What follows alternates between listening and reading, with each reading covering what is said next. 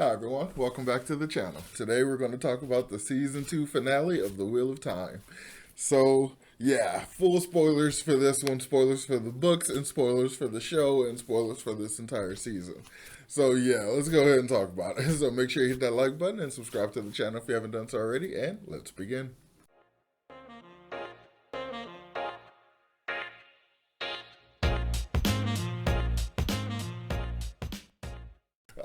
It was so close. It was so close. The season was so close to being just like so great. I had one episode where I really didn't like it because it felt very all over the place, but it very much picked up after that, and every episode after that was really good. But this finale kind of drops the ball for me. Like, I have to say outright, just like straight up. It feels so unearned. So much of this stuff feels so contrived, but like I almost want to give it a pass because Robert Jordan has a built-in like contrivance device by them being Targaryen. Like, anytime stuff just happens to work out in a very convenient way, it's like, well, they're Targaryen. Because, like, holy crap, the way they all just end up on the top of the tower, I'm like, well, that's just the most convenient crap I've ever seen in my life. Like, that's just, I'm like, it's just like, wow, like, how did that work out? I'm like, oh, so much of the stuff, like, it felt like they were scrambling to hit some book check marks. And it just kind of like, it all fell apart. So many things just felt so unearned.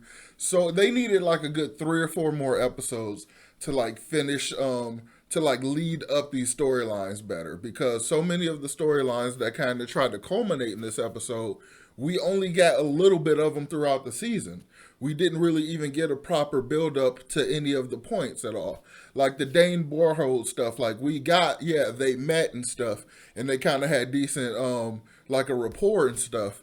And then like we also got Perrin meeting Hopper, but we don't really get like any development with Hopper at all. So we don't get any kind of like development with Dane or anything like that. So when Hopper gets killed, it's like that was way too soon because like they didn't have any of their conversations. They didn't like. He's been with them for like 2 days or something, or however. Oh, excuse me, or however long it took them to walk through the desert to get the foam. Like, it happened way too soon. It didn't feel properly built up to. It didn't make any sense. So Perrin then just going berserker rage feral and going after Dane's father to kill him, like, which sets up this huge plot line that ultimately in the books culminated in what has to be the most boring, annoying storyline of the entire series because it was set up very early on and then didn't pay off for literally like 12 books. So that's like, ouch. But like, it feels so unearned. Everything that happens feels very unearned. And so I guess let's try to go kind of in some sort of order.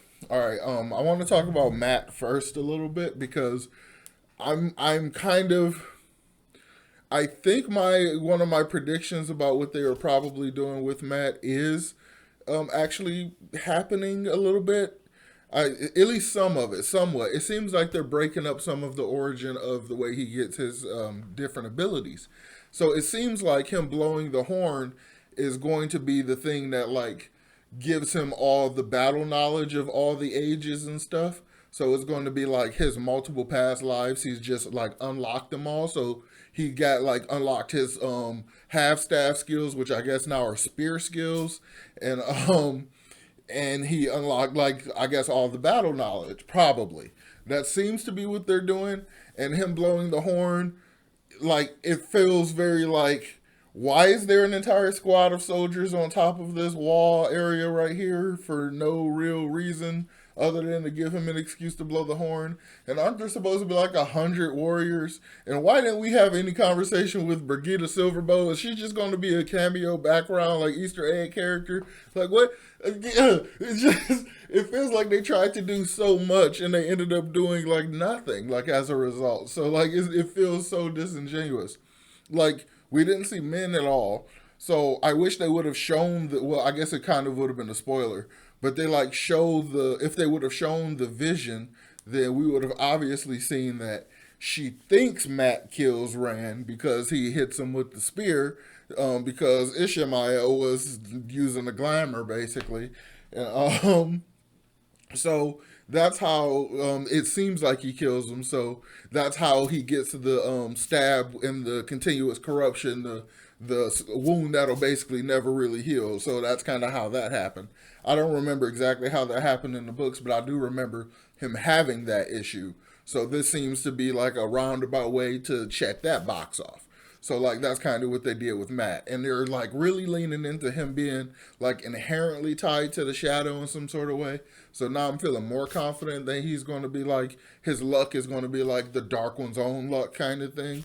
So that's kind of it seems like they're going in that direction, which is kind of a patchwork fix of some of the original screw ups of his plot lines. But they're going to have to do a whole lot more of it in order to kind of get around to where they need to be.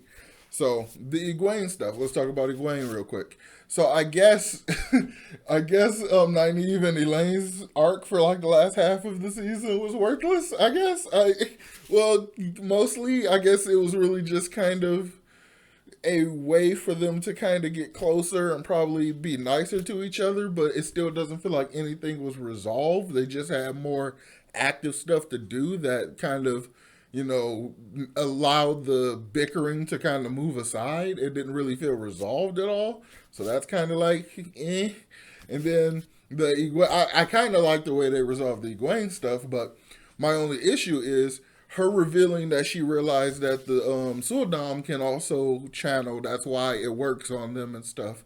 Like it kind of feels a little hollow. I mean, I don't remember if this knowledge gets out this early or not. That might be my issue from not remembering the books much.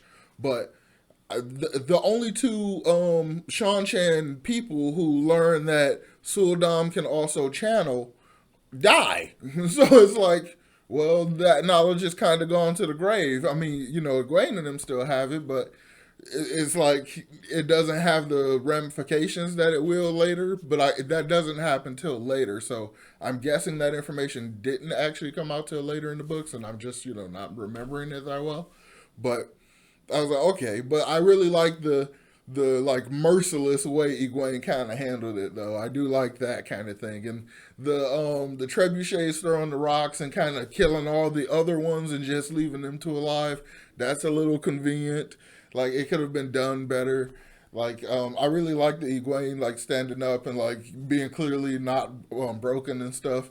A lot of their discipline seems to just be kind of like a lot of it just feels loose. It feels like these loose pieces that they feel like they needed to have, and it just wasn't tight or shored up much at all.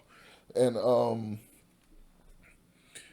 yeah, Egwene, like, oh, I guess I'll talk about this part too because it's also Egwene. But Egwene standing up to Ishmael with like this just monster level of a shield. I mean, it kind of makes sense in a way. It's like she was channeling the rest of her anger and all the emotions about dealing with the demonic stuff, like into it, so it allowed her to really tap into like her power. But going up against the Forsaken, I feel like that should have been a lot harder, and she probably should have been at greater risk of like burning out or something. And like, yeah, it felt a little easy, but also Ishii was basically just sitting there throwing little fireballs. Like he didn't seem like he was putting in a whole lot of effort. That's one of the downsides to the one power. It's very not physical, so everybody can just kind of sit there and have a staring contest and just be obliterating each other and stuff. Um, there's so okay, that's Egwene stuff, and again, like I said, Nynaeve and Elaine stuff. I don't even really need to talk much about it because they spend basically the entire episode with Elaine having got shot by a crossbow bolt, and Nynaeve sitting there trying to channel in order to fix it, and it's just like y'all have been here for like this episode was like a longer than normal episode too. It was like an hour and near 20 minutes or something, and I swear they spent a good 40 minutes sitting there with Nynaeve trying to heal Elaine.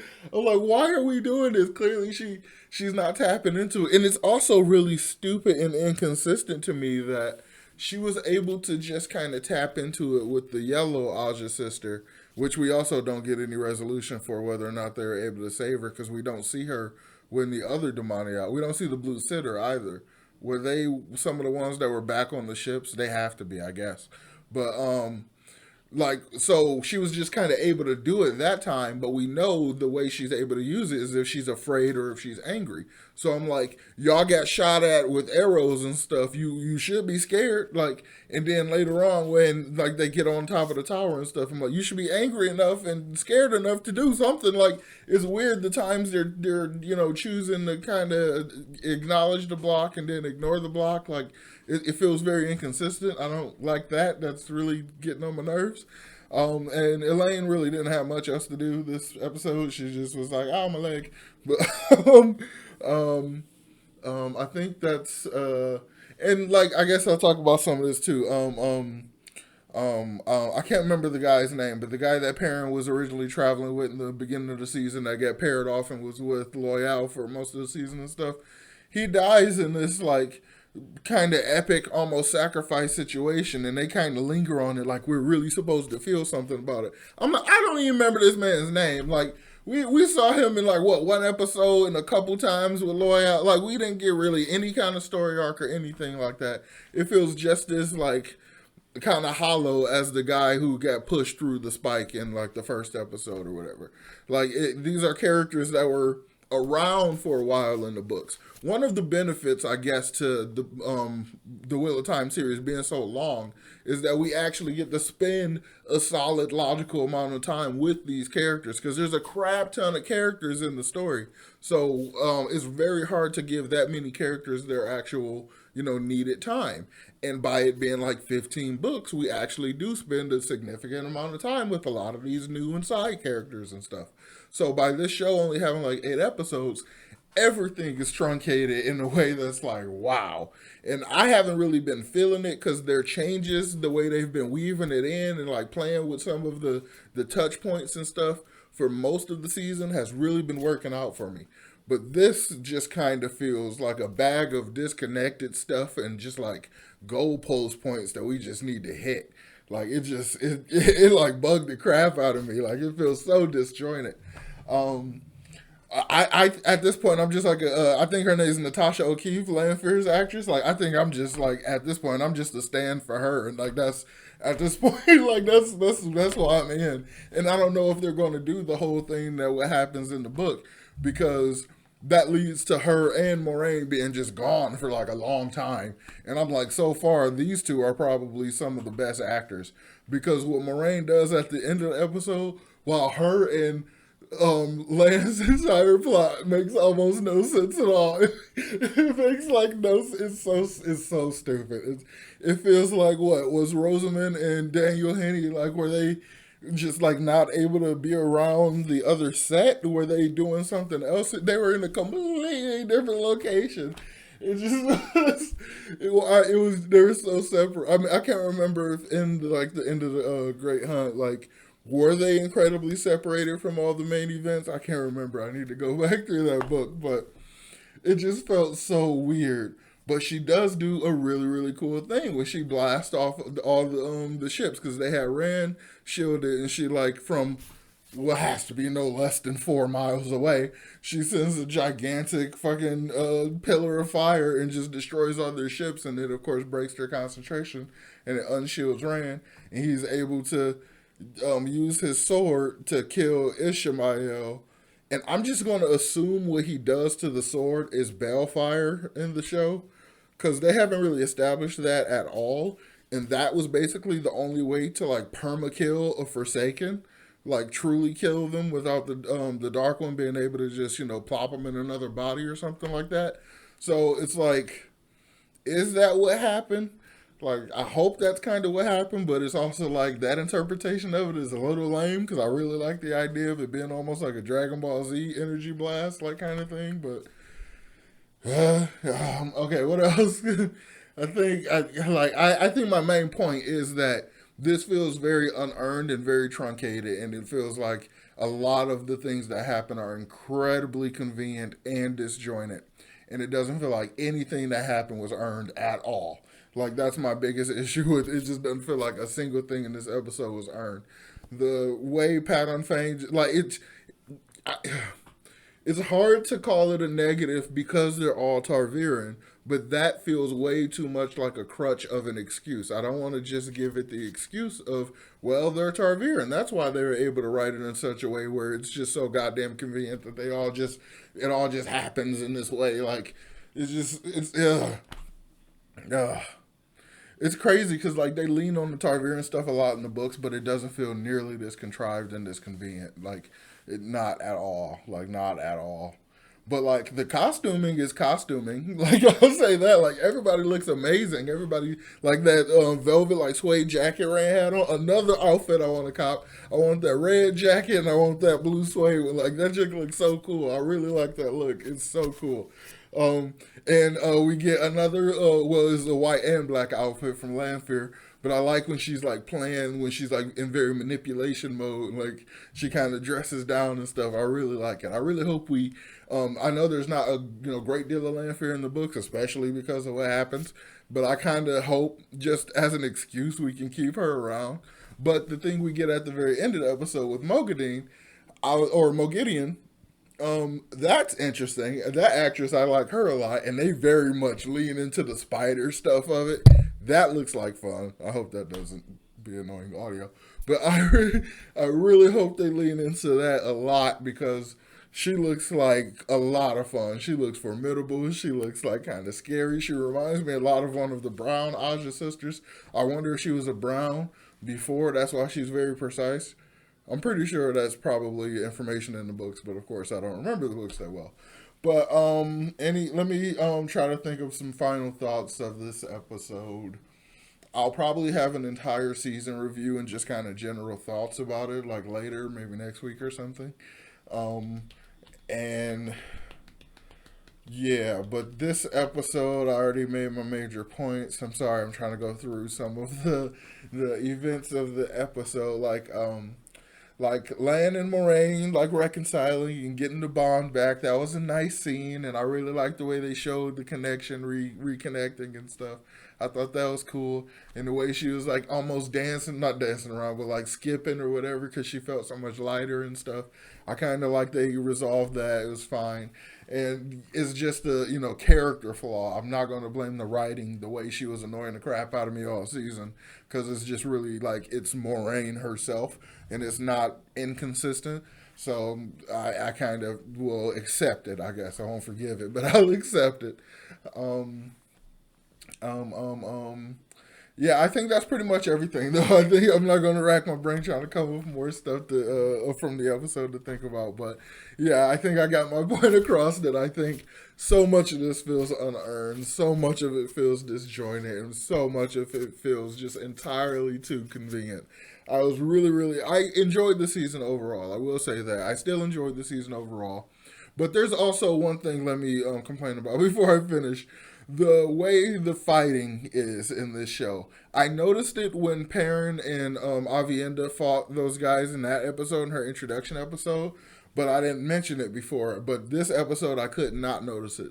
These fights are poorly choreographed and are just filled with nothing but a billion quick cuts. It's very difficult to understand what's going on. The continuity of the action is not very clear. And in those like larger scale fights, they weren't even paired up or actually like even attempting to look like they were fighting each other. The last thing this show needs to like really work on to kind of two things actually. I got another thing I want to complain about before I go. Another thing this show just needs to kind of like they've been like stepping up their game on like pretty much all fronts, like costuming and acting and stuff and their sets and like all that.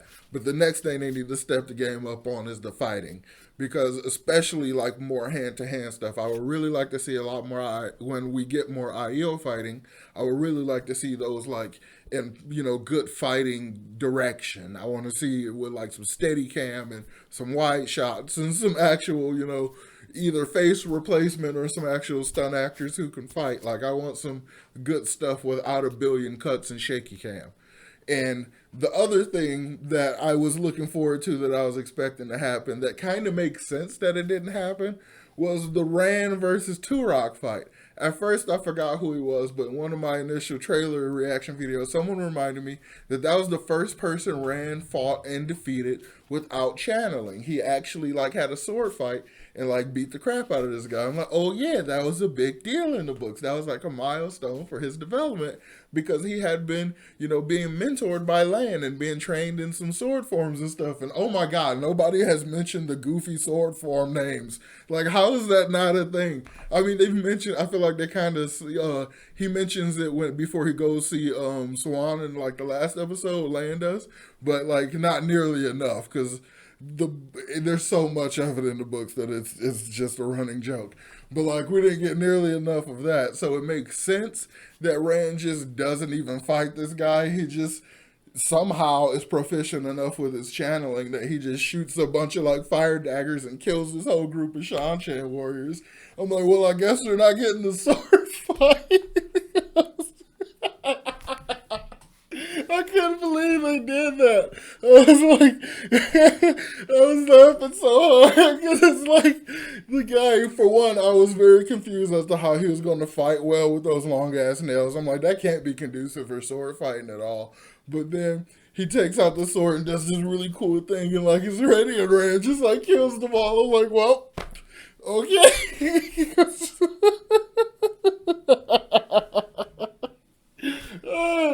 Oh god.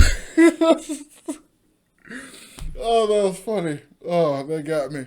I guess I'm gonna leave it there. Yeah. So let me know in the comments down below. What did you think of the season finale? How do you think? Do you think it felt very contrite? Sorry, I can't even speak anymore. Do you think it feels very convoluted and very convenient and truncated? Let me know about that in the comments down below. As always, make sure you hit the like button and subscribe to the channel if you haven't done so already. And I will talk to y'all next time. Peace.